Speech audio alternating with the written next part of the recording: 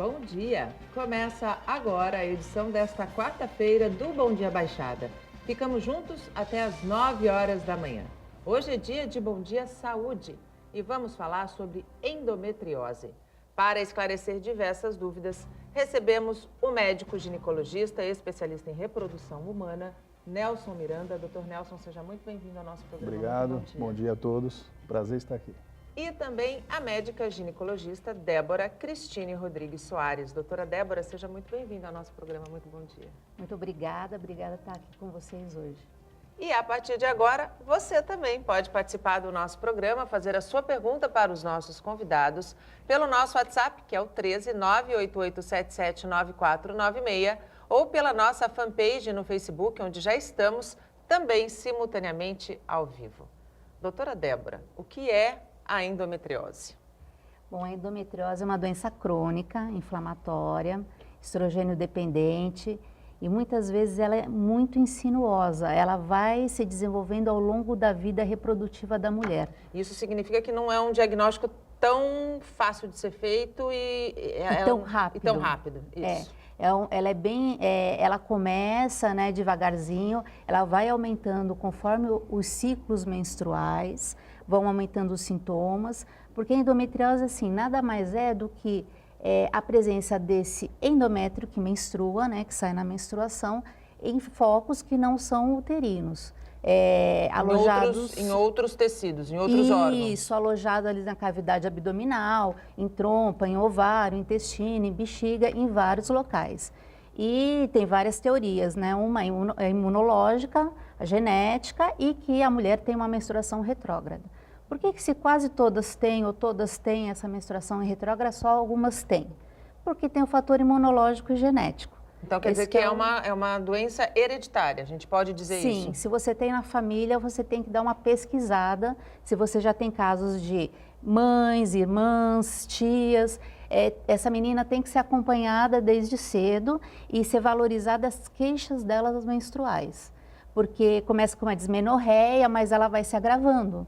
Então, é importante, assim, o ginecologista estar prestando atenção na queixa que ela está te trazendo na hora. Não, estava assim, mas agora está doendo muito mais, agora eu menstruo muito mais, agora eu sinto dor para evacuar durante a menstruação, eu sinto um queimor na urina, então ela vai se agravando. E aí quando você começa a pesquisar mais agudamente mesmo. Quando a gente fala de menstruação retrógrada, hoje a gente vive uma situação em que as meninas menstruam muito mais cedo do que, por exemplo, na minha época. Hoje a gente tem...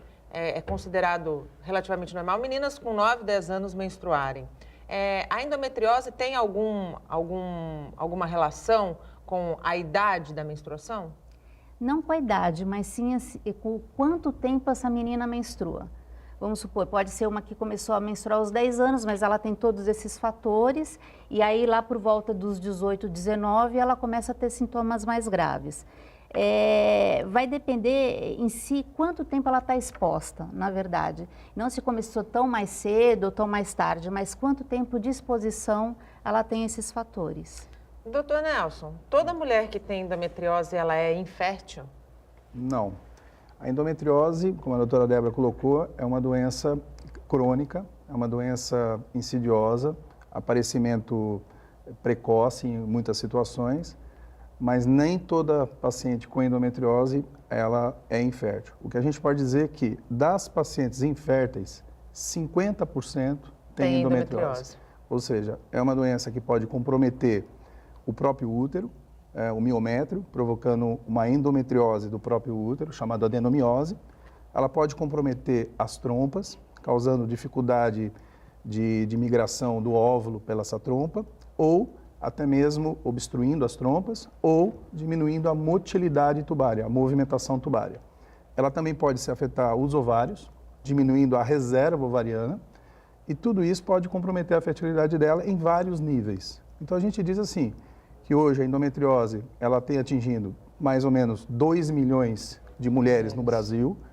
Ela, em quem tem pessoas na família, aumenta em 6 vezes a chance dela ter endometriose e ela frequentemente é associada à endometriose, à infertilidade. Infertilidade. Ou seja, ela precisa a gente precisa ter um pouco de atenção com a futura vida reprodutiva dessa mulher.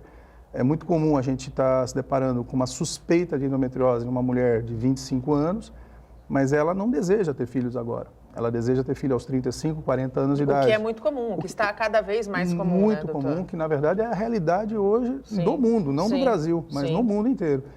E acaba que a gente tem que ter um pouquinho de atenção em relação à fertilidade futura dela, porque como ela é uma doença crônica, que pode recidivar, que pode ter retorno precoce ou tardio, ela pode afetar a fertilidade futura dela. E nesses casos, quando essa mulher quer ter filhos, mas não quer ter filhos tão nova, quais são as técnicas que hoje a medicina dispõe para que, por exemplo, ela possa engravidar mais tarde tendo a doença?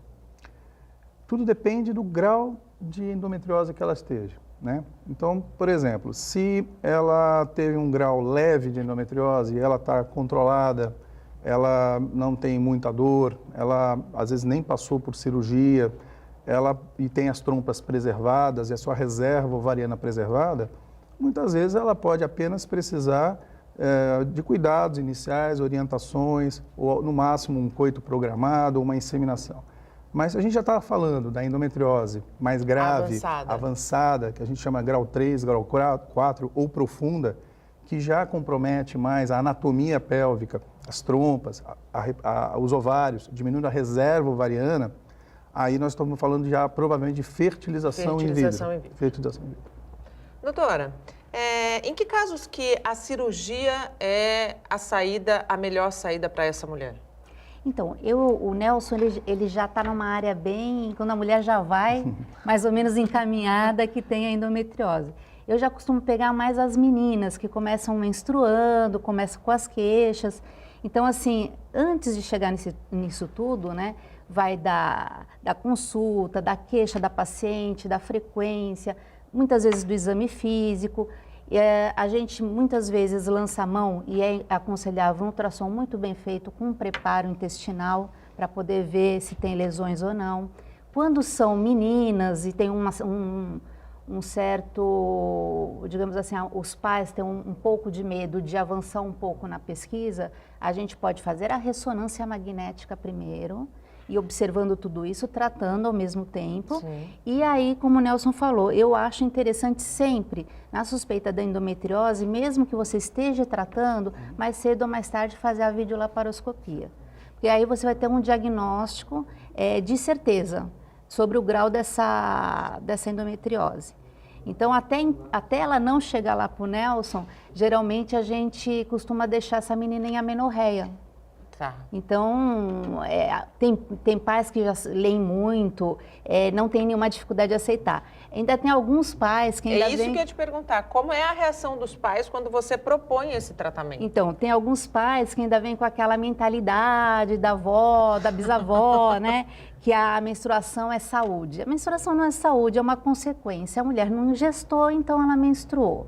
Então, quando você dá um anticoncepcional de uso contínuo, seja conjugado ou só de progesterona, para uma menina, você simplesmente está enganando esse organismo. Sim. Que ele não vai menstruar, ele não vai desenvolver essa camada do endométrio. Sim. Então, se ele não desenvolve a camada do endométrio, vai melhorar as dores dela, vai diminuir os focos prováveis de endometriose que ela tenha e a gente vai conseguir levar essa menina mais para frente. Como você falou, uma menina de 18, 19 anos tem muito tempo aí para engravidar, né? Muito tempo. E as gestações estão cada vez mais tardias, embora o nosso organismo ainda seja preparado para gestar uma criança com do ponto de vista mais saudável, até os 25 anos, né, doutor? Perfeito. Até os 35 a gente considera uma idade reprodutiva adequada, com mínimas perdas sobre a taxa de fertilidade. Porém, nosso organismo está preparado para gestar mais cedo possível, né? Mas completando a sua pergunta sobre a indicação da cirurgia...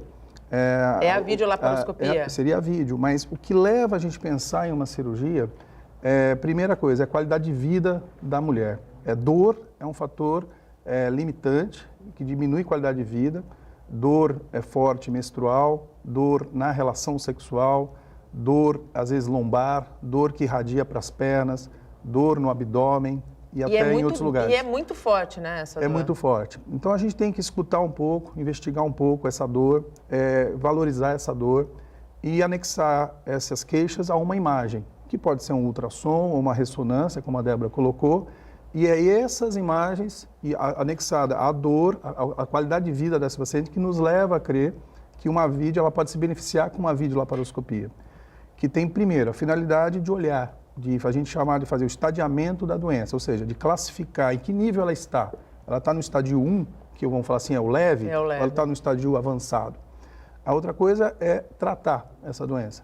E lembrando sempre o desejo dela não de gestar. Se a gente pensasse assim, endometriose tem cura? Bom, essa era a pergunta que eu ia fazer agora. Tem cura? Porque o senhor disse que tem uma grande possibilidade de uma recidiva, dela voltar. Exatamente. É paliativa, né? É paliativa. A gente pode dizer o seguinte, que a endometriose ela poderia ter uma cura se a gente pensasse em cirurgia radical. Se a gente pensasse assim, uma esterectomia com a retirada também dos ovários e talvez uma reposição hormonal. Porém, como ela atinge as mulheres em vida reprodutiva, como é que a gente vai pensar numa cirurgia tão radical e cortar o desejo dela, né, de talvez no futuro ser mãe? Então essa hipótese ela é uma hipótese mais remota, mais difícil da gente chegar, em alguns casos apenas. Então a gente sempre tenta o quê? Preservar a fertilidade dela. Sim. Então a cura ela pode ser alcançada, vamos falar assim, o controle, vamos falar assim, da doença, porque ela é crônica, com melhora da qualidade de vida, melhora da alimentação mais saudável, dormir melhor, uma atividade física. Isso que eu ia perguntar, atividade física é recomendada? Muito recomendado. Bastante. Diminuir o nível de estresse no dia a dia, na carga de trabalho, procurar outras opções, contato com a natureza, bloquear a menstruação dela, orientar ela na necessidade dela engravidar precocemente ou acelerar um pouco, se for possível, amamentar o maior tempo possível e manter ela com algum medicamento que faça com que ela não menstrua. Quando a mulher não menstrua, existe também aquele mito de que quando ela para de tomar a medicação, é mais difícil ela engravidar. Isso é verdade? Nem sempre, nem sempre. Eu tenho pacientes assim, que um exemplo, né? Usavam um implante de progesterona, vieram retirar o implante, mês seguinte, bebezinho lá no útero. Então, assim, varia. Isso não é uma regra? Não é uma regra. Você retardar a menstruação não significa que vá prejudicar a fertilidade da mulher? Não, assim, como o Nelson estava falando, principalmente nessa faixa de vida aí, que eu acho que vai mais ou menos entre os 18 e os 35, que a mulher é muito fértil, não tem problema nenhum. Talvez seja um problema um pouquinho maior quando ela começa a ter uma disovulia, que ela começa a não ovular todos os meses. Que é quando o organismo começa a envelhecer, podemos dizer assim. Sim. Apesar que a gente vê mulheres aí, né, até com 50, 54 anos, Sim. menstruando e ovulando. Então, na medicina, nada é 100%, nada é correto. Não adianta a gente falar... E cada paciente é único, né? Sim, Cada organismo é um organismo, né? Porque você vê, tem casos e casos, você vê, às vezes tem pacientes que fazem a fertilização in vitro, tentam vários anos, não engravidam, e eu mesmo, ano passado, eu fiz um parto, que a paciente veio, doutora, eu quero tomar pílula porque eu vou viajar, não quero ficar grávida. E eu falei, quando foi a sua menstruação? Um mês e meio atrás. Eu falei, você está grávida. Não estou. Fui fazer ultrassom grávida de 8 semanas. 40 anos. Uau. Quer dizer, a vida toda dela, ela procurou, ela quis engravidar. Quando ela esqueceu do assunto, ela ficou grávida. E ela não tinha não se achava nenhum fator importante, como uma endometriose. Ela simplesmente não engravidava. Então, é difícil a gente falar quem vai demorar mais, quem vai mais rápido. Muitas vezes a pessoa tem a endometriose, está em tratamento e ela fica grávida. E aí chegamos num ponto. A mulher que tem endometriose está fazendo o tratamento e fica grávida. Essa gravidez é uma gravidez de risco, doutor? Não, ela não é de risco. Primeiro, uma boa notícia, né? Ela tem endometriose, não chegou a afetar anatomicamente a trompa, o ovário, o próprio útero dela. Então, apenas é uma gravidez que segue normalmente. Às vezes, A gente precisa usar um pouquinho de progesterona no começo do primeiro trimestre, a gente chama até 12 semanas, em alguns casos de endometriose é indicado, e segue a gravidez normalmente. Normalmente. Orientar sempre para, como eu falei, amamentar o maior tempo possível. Quanto mais tempo ela ficar sem menstruar, então são 9 meses da gravidez, mais o período de amamentação, ela vai se beneficiar. Porque a própria gravidez e a amamentação já é um tratamento. Já é um tratamento. E depois que essa mulher, muitos dizem, e como você bem colocou, doutor, posso chamar vocês de vocês, né? Opa, com certeza. Como você bem colocou, a gravidez é algo bom no caso da mulher com endometriose. Sim, por que é bom? Por que é tão bom? Não só por conta desse período em que ela deixa de menstruar, mas depois que esse nenenzinho nasce, o organismo ele tende a reagir de uma maneira diferente? Ou não? Enquanto ela estiver amamentando, julga-se que a prolactina, que é um dos hormônios que deixa a mulher em amenorreia, ela continua aumentada.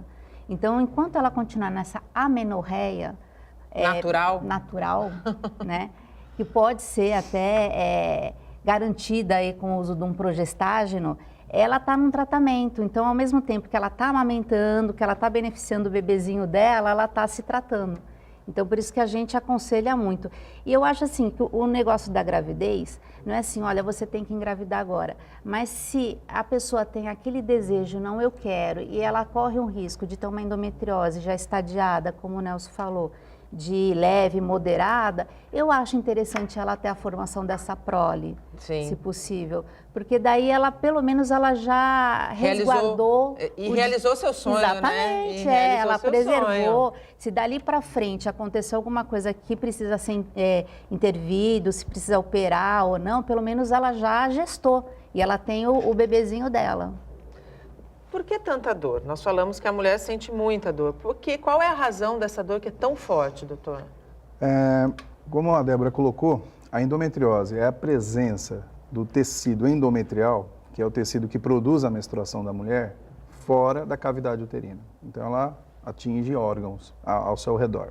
É como se fosse um corpo estranho. Como se fosse um corpo estranho. Então, esses implantes de endométrio, que a gente chama de endometriose, ele provoca uma reação inflamatória. Porque ele está um tecido no lugar que não deveria estar. É o corpo reagindo para tentar combater aquilo. Combatendo aquilo. Então, aquilo causa um processo inflamatório. E como todo processo inflamatório, desde uma cutícula inflamada até um joelho inflamado, dói. Além disso, a endometriose ela pode se apresentar sob forma de implantes. E esses implantes penetram na nossa profundidade dos tecidos, de qualquer tecido, e pode atingir nervos, e que aí prolonga a dor ou causa dor à distância ou dor até irradiada em outros lugares. Então, é um processo inflamatório que já por si só é doloroso e podendo agravar com implantes mais profundos que podem comprometer nervos, que aí provoca realmente sequelas, às vezes até irreversíveis. Então, é muito comum a própria videolaparoscopia tratar a doença, mas a pessoa permanecer com dor, uma dor residual, uma dor que afetou os nervos. Que afetou um determinado nervo e ela tem que depois fazer tratamento para essa dor. Então, isso é uma situação bastante comum. A videolaparoscopia é uma cirurgia segura, se a gente for considerar os tipos de intervenções que hoje existem na medicina? Hoje a medicina está com intervenções bastante seguras nessa área. Mesmo que a gente precisar abrir o abdômen de uma pessoa, hoje a gente tem índices abaixo de 1% de complicações, seja relacionadas à anestesia, à infecção hospitalar ou mesmo ao ato cirúrgico. A videolaparoscopia seria vamos falar assim, um procedimento minimamente invasivo comparado a uma laparotomia, que seria abrir a barriga da pessoa. Então as complicações são menores, a recuperação dessa pessoa é mais rápida, menos tempo de afastamento ao trabalho, menos dor, esteticamente é melhor também, então ela é bastante segura, bastante segura. Existe, em qual caso não é indicado a videolaparoscopia e é indicado, por exemplo, uma esterectomia radical, doutor, no caso da endometriose? Chega-se a essa indicação? Chega-se. Existem casos assim, não é o comum, mas existe. Por exemplo, paciente que já tem prole constituída, que está com um útero com adenomiose, que a gente tentou tratar clinicamente ou cirurgicamente e não se resolveu, e ela tem perda da qualidade de vida, ela não consegue ter relação sexual com seu parceiro, ela não consegue trabalhar adequadamente, dói para sentar, dói para levantar, dói para fazer atividade física. E ela começa a falar, pô, para que eu vou ficar com o meu útero? Para que eu vou ficar com meus ovários? Eu não aguento mais essa vida. Então, a opção seria o quê? A retirada cirúrgica, e ela consegue restabelecer bastante o padrão de vida dela. A esterectomia radical também pode ser feita por videolaparoscopia? Ela pode ser feita por videolaparoscopia, sim, pode ser feita. É menos, a recuperação também é mais rápida do que se fosse a cirúrgica. Exatamente. Hoje, praticamente todos os procedimentos que a gente pode fazer com a barriga aberta pode ser feito por laparoscopia. Então, se você precisar tirar o útero, se você precisar tirar o colo do útero, os ovários, as trompas, ou tirar um segmento de intestino, ou acessar a bexiga, tirar a bexiga, um pedaço da bexiga comprometida, tudo isso dá para ser feito por laparoscopia. A gente faz um rápido intervalo, no próximo bloco a gente abre espaço para as notícias, especialmente para as notícias do Carnaval Santista, e a gente segue com o debate sobre endometriose. Não saia daí, até já. E estamos de volta e chegamos ao segundo bloco do nosso programa, abrindo espaço para as notícias que são da nossa região. O Carnaval, vamos falar agora do Carnaval, na verdade, do Carnaval aqui de Santos. Veja como foi a apuração das notas que definiu a campeã de 2019.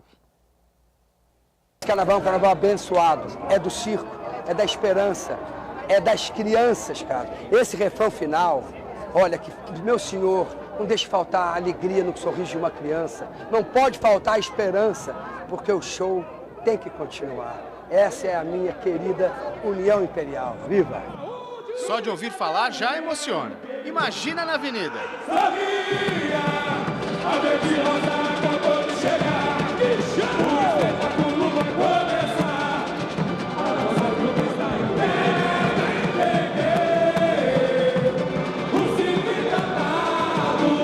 A União Imperial deu um show.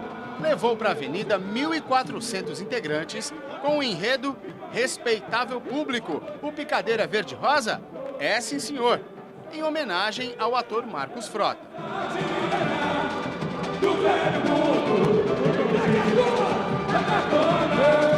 Águia no ar e doces nas fantasias. Criatividade de campeã. Hoje eu vou fazer a festa e brincar no carnaval. No final do desfile, a rainha da União já pressentia o bicampeonato. Fim do desfile, mais uma emoção na avenida com a União Imperial, a minha querida Verde-Rosa, cheirinho de vitória no ar. Desfilamos com muita alegria, com muita cor na passarela. Crianças, isso é energia que contagia, creio que a todos vocês santistas. Beijos no coração e até o ano que vem.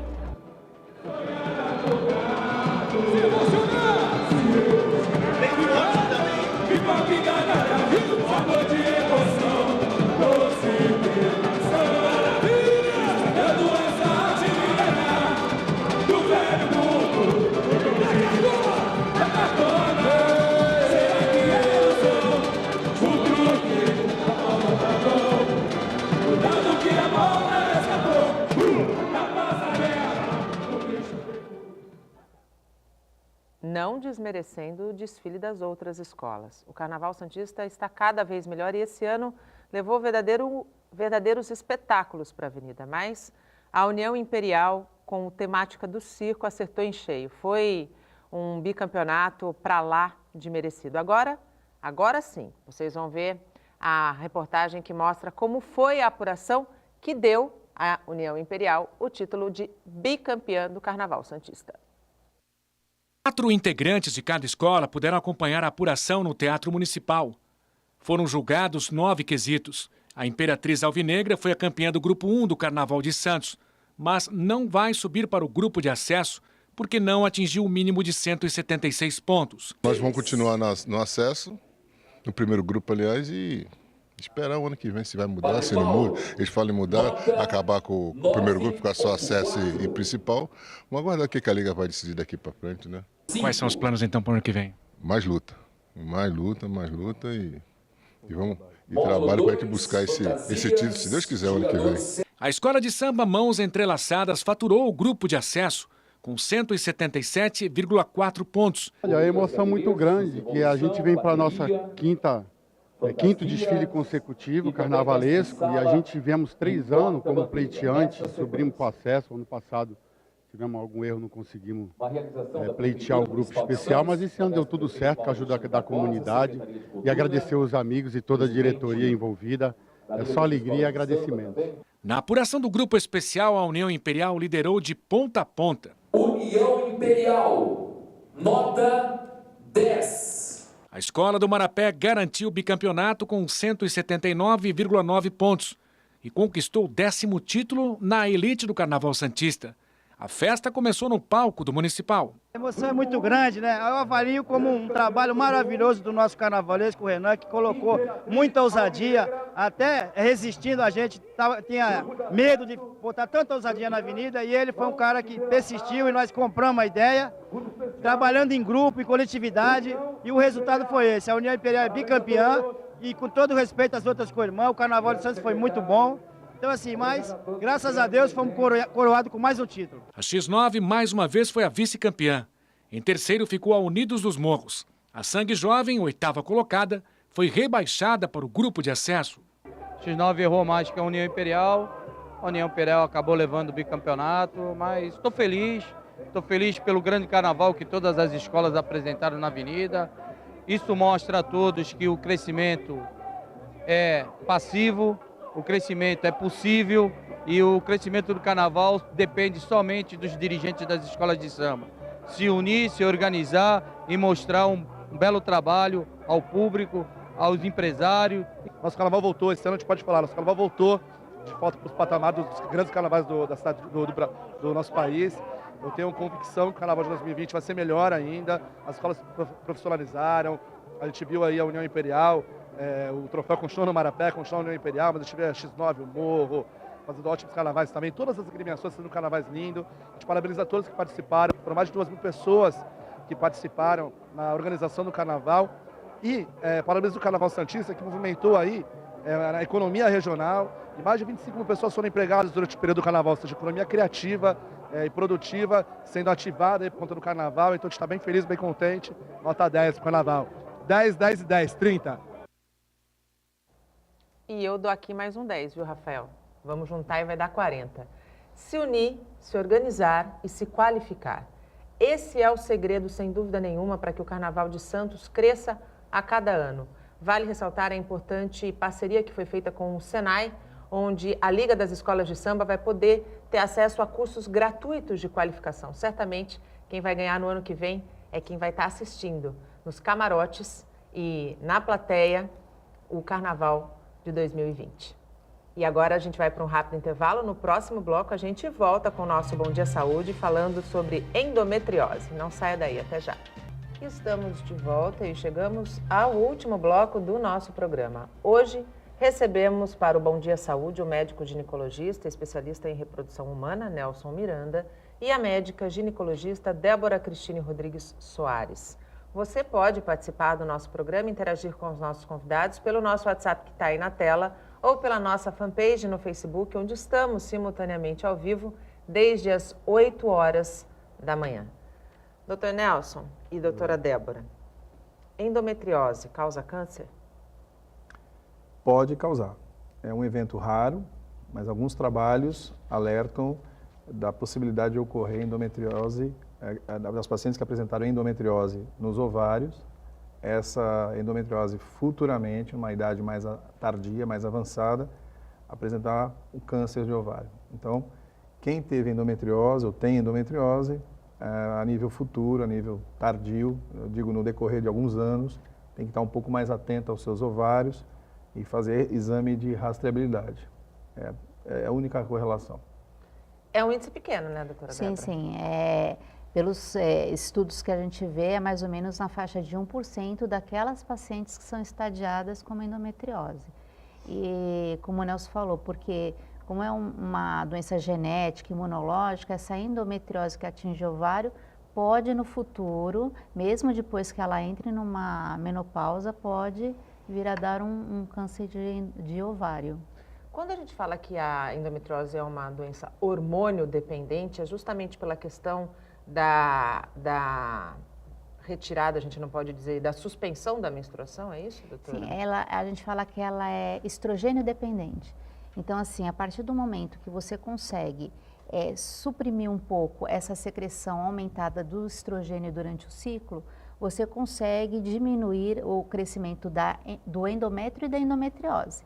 Por isso que a maioria aí dos trabalhos que a gente pode usar análogos, pode usar progesterona, pode usar até os anticoncepcionais conjugados, mas é nesse sentido, de estar liberando o menos possível do estrogênio para estar quietinho lá o foco da endometriose e você não ter a menstruação também. Agora, o anticoncepcional que você usa é um anticoncepcional que precisa ser indicado pelo menos, não pode ser qualquer anticoncepcional. Sim, porque no mercado hoje em dia a gente tem uma gama imensa de anticoncepcionais. E eu falo que o anticoncepcional, muitas vezes, ele tem que ser adaptado com a paciente. Então a gente começa com um, às vezes não dá certo, passa para outro e assim vai.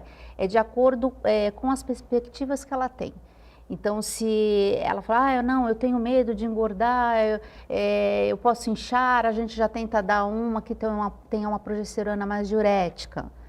Se é uma pessoa que não, para mim tanto faz, eu só quero não menstruar, a gente tenta dar uma progesterona. O único problema da progesterona para as meninas novinhas que estão menstruam muito, só a progesterona muitas vezes não segura. Então, a gente dá o combinado, como o Nelson falou, na faixa dos 30 microgramas, né? Que é o que segura melhor. E mesmo assim, a gente sempre alerta, né? Que por mais que você esteja tomando ele contínuo, você pode ter os escapes, né? Sim. Do uso do anticoncepcional. Pode ter algum tipo de dor muito menor do que aquela dor da menstruação nesse período. Aí a gente pode usar os anti-inflamatórios, né? Como o Nelson falou. E eu acho que é uma coisa importante que hoje em dia... Talvez as adolescentes, principalmente, não tenham muito isso em mente, mas a atividade física rotineira. E quando a gente fala rotineira, é orientada, não é sair fazendo qualquer coisa. Exatamente. Ela tem que ter uma atividade planejada. Existe alguma que seja mais indicada ou não? Não, que ela se adapte melhor.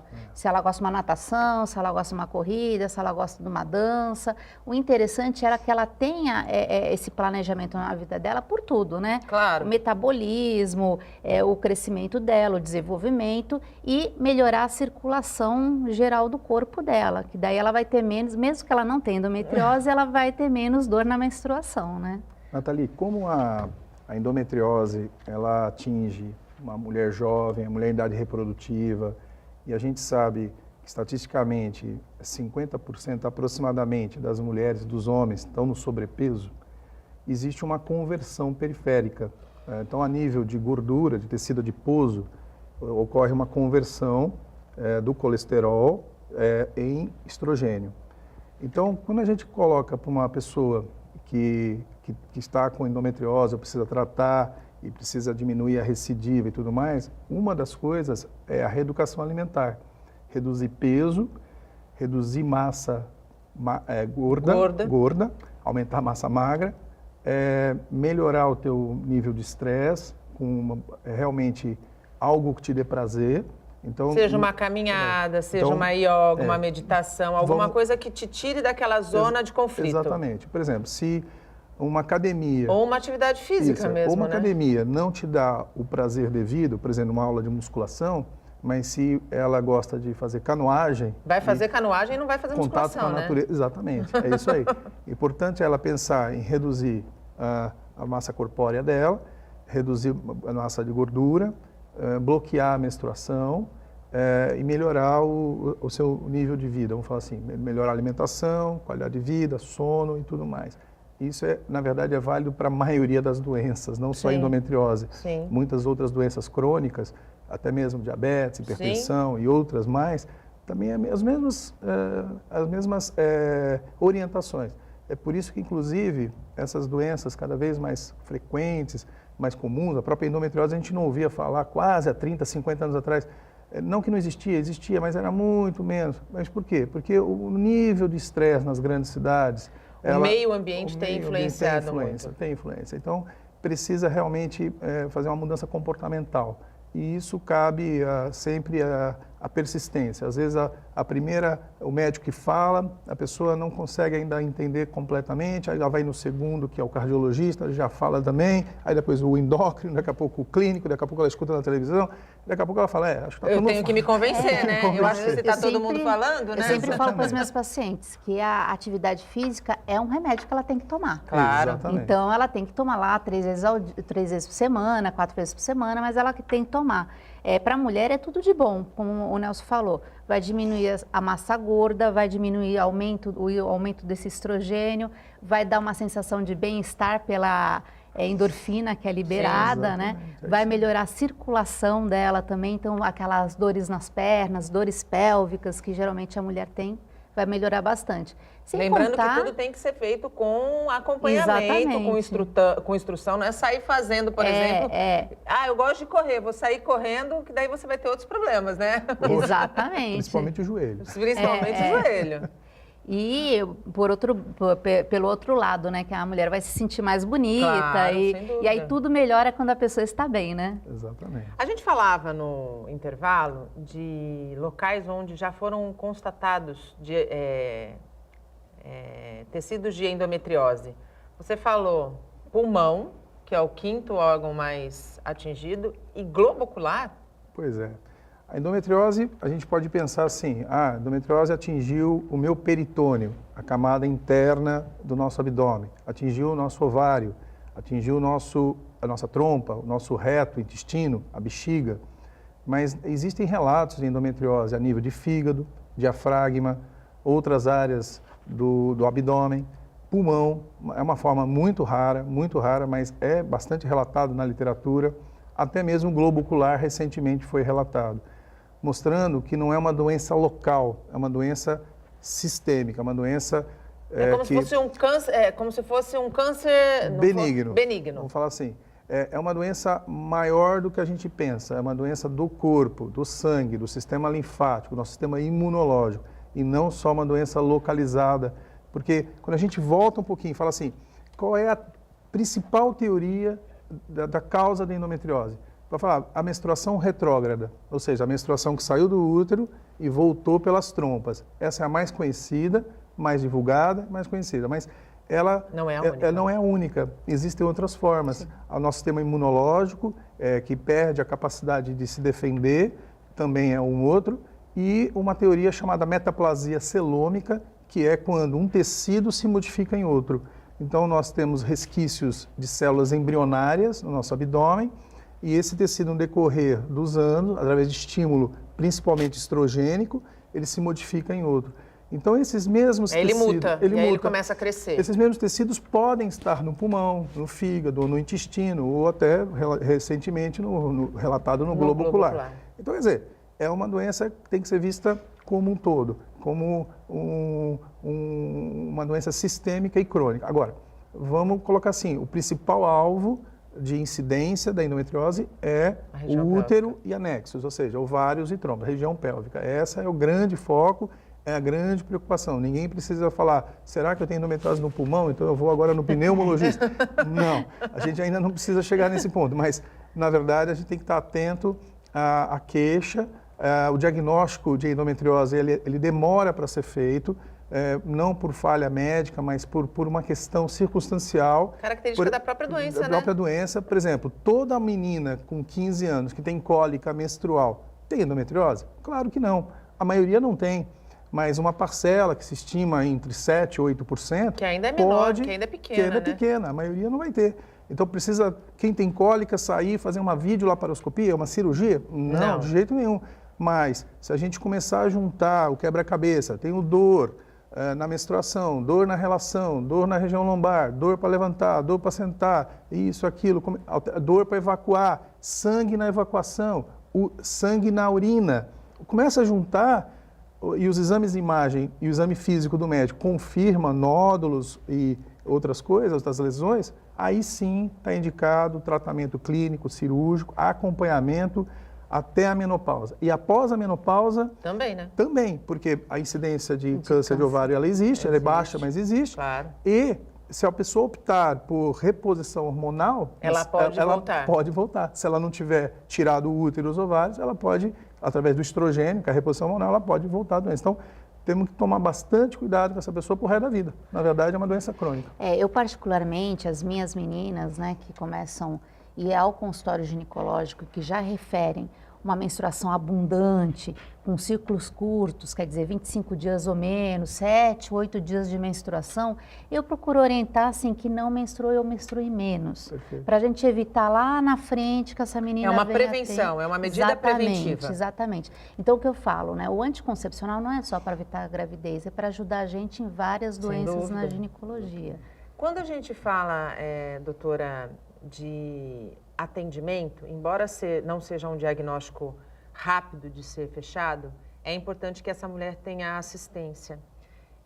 Na nossa rede pública, ainda há uma deficiência nessa questão, nesse quesito?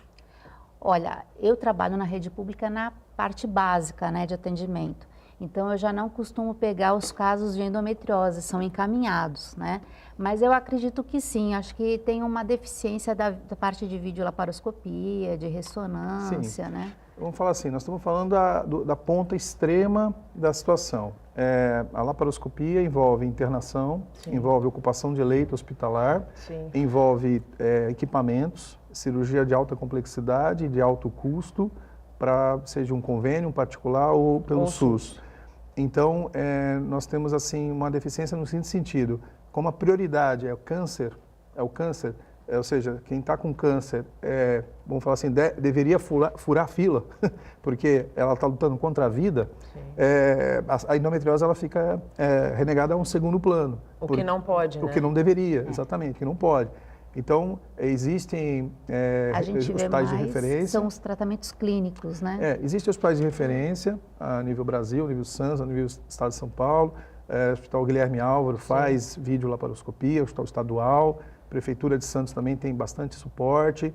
Mas, como eu digo, verba do SUS é reduzida, com um volume... Uma tabela muito defasada. Uma tabela defasada e com um volume de gente precisando auxílios até mais urgentes, maior, e acaba que não tendo que escolher. Essa é a realidade, tendo que escolher. Na nossa rede pública, infelizmente, a gente tem que escolher quem está mais com o pé lá na frente do que com a condição de ser tratado clinicamente. Infelizmente, não deveria ser assim, mas assim é. O que é uma pelvis congelada, doutor? É uma pelve com aderências. Aderências é quando uma estrutura cola na outra, ou seja, se fixa na outra, ela adere na outra. Então, um processo inflamatório que está do lado de fora do ovário, ele pode provocar uma aderência, por exemplo, do intestino naquele local. Então, o processo inflamatório atrai outros órgãos que estão ao redor, fazendo uma adesão, uma cola, como se fosse uma cola. Então, o termo usado, pelvis congelada, é quando as estruturas pélvicas estão todas unidas, juntas, grudadas. Tem tratamento para isso? Tem. Muitas vezes são cirurgias mais radicais, quando, por exemplo, você tem um comprometimento intestinal, é muito comum ter a obliteração, o fechamento atrás do útero, que a gente chama de fundo de saco posterior, pelo intestino, e existe tratamento cirúrgico, a ressecção de um pedaço do reto sigmoide, ou soltar outras aderências. Só que são níveis maiores de cirurgia, ou seja, cirurgias de mais alta complexidade, com mais riscos, com mais tempo de internação, com mais cuidado pós-operatório, com preocupação com infecção. Às vezes, em alguns casos, até o pós-operatório é feito em UTI. Então, existe, é feito rotineiramente, porém, uma preocupação muito maior. Mas é aquilo que a gente estava comentando, que às vezes a paciente tem sintomas muito leves. E aí a gente só descobre quando vai abrir esse abdômen, às vezes ela vai fazer uma correção da incontinência urinária.